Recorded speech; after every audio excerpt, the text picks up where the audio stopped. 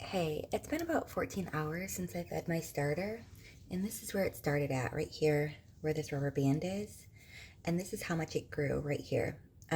This white mark here is just because I was looking at it and kind of moving it around.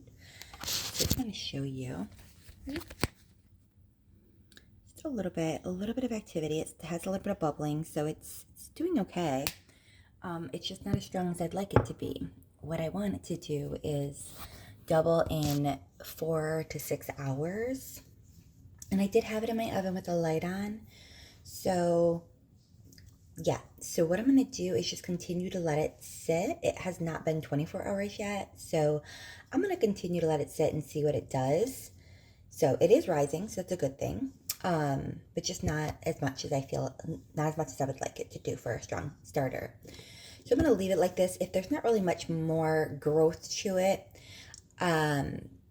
or even so, to get it stronger, I want to discard it, bring it back low. I'm just going to put the discard in a container in my fridge because the discard is really good.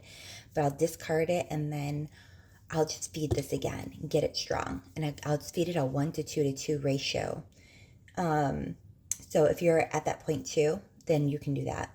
The starter I used yesterday that I fed and like it grew within about 6 hours is right here, and that one's doubled, and I can pull that out at any point and bake with that.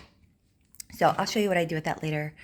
Right now we're getting ready for church. So what I was going to show you is if I woke up and this starter was doubled already and maybe coming down from its peak. I don't think it doubled and came down.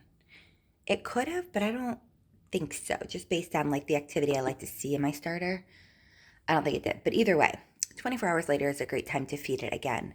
So I'll feed it again this evening. What's I going to say though? Oh, but if I woke up and it was doubled and ready to bake with, what I would do with it, because I can't bake with it this morning. When you get ready to make your bread, you want to make sure you have about like a 4-hour span to be around.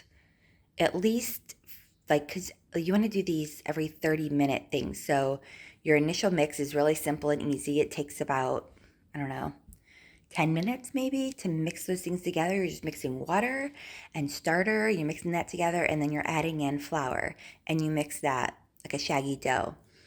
And then I always add the salt in like 30 minutes later. Some people add their salt in right then and there, so you could do that if you're just like that's how you want to roll. That's totally fine.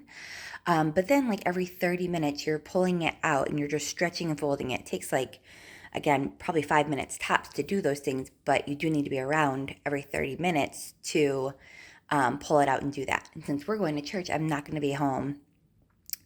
In a couple hours, we're leaving. So could I make it? Sure, but yeah, because I could get probably through at least 4 stretch and folds. You want to be able to get through 4 stretch and folds, which if you're doing every half hour, should be like 2 hours, right? Of those stretch and folds. But I also need the initial mix in my salt because I do wait a half hour for that. So I wouldn't have, like, normally I plan 3 hours to be home and around.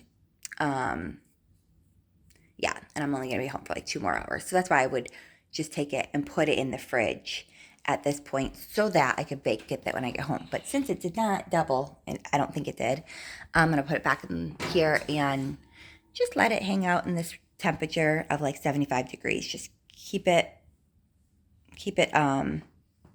you know, in a like good state of warmth and comfort. And then like I said, probably around, well, we get home around 3 this afternoon, probably around 3 or 4, I'll feed it.